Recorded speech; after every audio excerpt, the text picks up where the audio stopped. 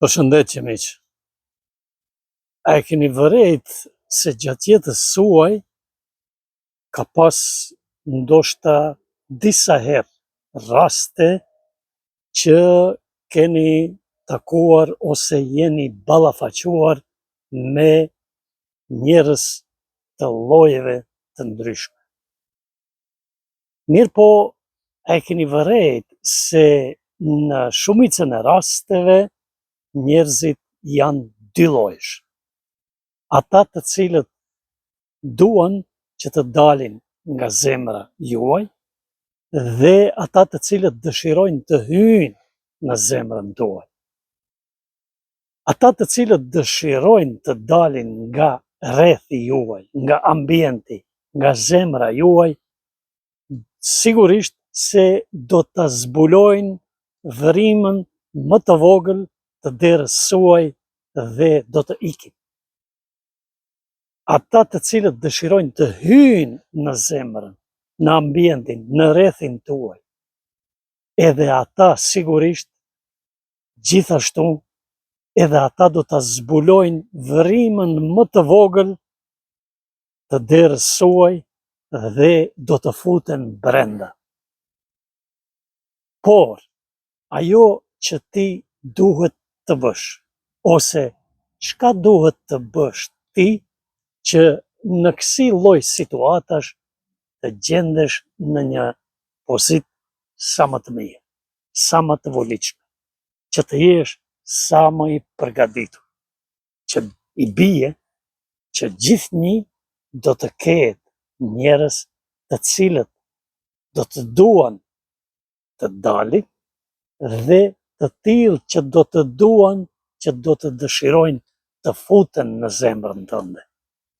Ndryshe thënë, në ambientet e tua. Ajo që duhet të bësh është me savion.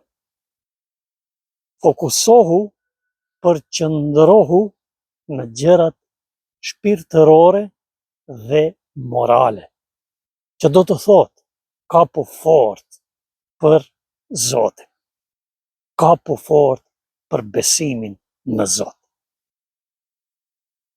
Dhe kërko vetëm nga Zoti që të mbështes. Kërko vetëm nga Zoti që të furnizoj. Kërko vetëm nga Zoti që të ndihmoj. Kërko vetëm nga Zoti që ai të mbaj. Dhe furnizimi më i mirë është ai që vjen nga Zoti. E Zoti, Allahu, është furnizuesi më i mirë. E dyta, bëhu i durueshëm, sepse gjatë jetës do të godasin sfida dhe vështirësi të ndryshme. Ndaj, dije të jesh i bindur se ajo që të ka goditur nuk ka mund që të mos godas. Dhe ajo që nuk të ka goditur, nuk ka mund që të godas. Dhe gjatë sfidave ka mundësi, edhe ajo varet sipas llojit të sfidës.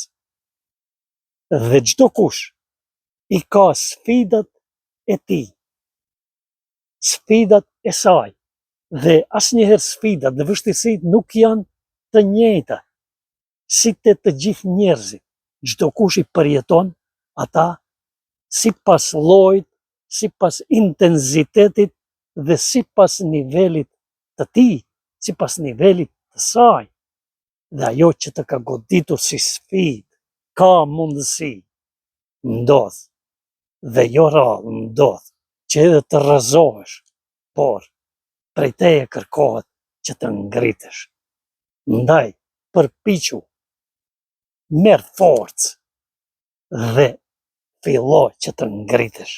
Provo që të ngritesh, sa do pak, por ti bëje përpjekjen tënde, sepse Zoti i don ata që nuk dorëzohen. Zoti është në ata që durojnë, dhe Zoti i don durimtarët. Kush është shpëtimi, ose ku gjendet shpëtimi nga e gjithë kjo? Ku do e gjesh ti shpëtimin nga e gjithë kjo? Sigurisht, te Zoti. Pse? Sepse Zoti i ka në duart e tij rrugët e tua, rrugët e udhëzimit.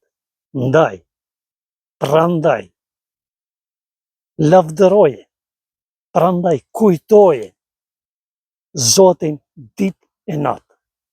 Kryej me rregull çdo ditë luçet ndaj Zotit dhe luçet tjera, pa marrë parasysh vendin, kohën, se ku gjendesh dhe si gjendesh. Dhe më e mira luçje është ajo kur ti je në një sfidë ose gjendesh mes një sfide, një vuajtje që të ka kapluar, ndaj vetë mohu, hyn në një vend, hyn në një hapësirë, hyn në një dhomë, çka do që t'jetë, dhe ji i vetëm aty, pa praninë e askujt përveç Zotit dhe teje. Dhe ai loti yt që do del nga zemra, sepse ti ankesën që e bën është me të vërtet një ankesë e cila pushon, burimin e ka tek Krijuesi. E Krijuesi të dëgjon, sepse loti yt sado i vogël ajo pikë e lotit që të jetë, te Zoti është sikur ti derdhet një oqean i madh. Dhe ajo pikë e lotit që buron prej teje, por që është nga zemra dhe që është e lidhur me përkushtimin dhe përullësinë ndaj Zotit.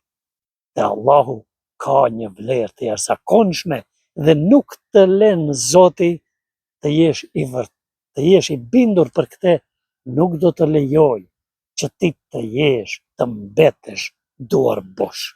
Pra luçjen tënde nuk do e kthej duar bosh, por luçja jote duhet të jetë një ankesë e vërtet, e sinqert para së gjithash, e mbështetur vetëm te Zoti. Dhe mos u pikëllo, sepse ajo që ka kaluar, ajo që ka shkuar, nuk kthehet më. Ti nuk do t'jesh në gjendje që të kaluarën, të shkuarën, ta rikthesh dot. Ajo ka kaluar, ajo ka shkuar, ajo është bërë dhe nuk ekziston më. Dhe si e tillë nuk do të kthehet, sado që të dëshirosh ti. Prandaj, bëhu i rahatshëm me atë që e ke. Ndaj, edhe mësimi që duhet të nxjerrësh nga kjo këshill, nga e gjithë kjo anekdotë, është mesavi jon. Ji i kënaqur me atë që Zoti caktoi për ty, në qoftë se dëshiron që të jesh njeriu më i lumtur në botë. Në qoftë se kjo video e ime të ka pëlqyer, bëje një like, të lutem, dhe abonohu në kanalin tim. Hidajet Fetahi, Islami është ndryshe. Miru pafshim në video të radhës. Deri atëherë, paqja dhe bekimi i Zotit qoftë mbi ju.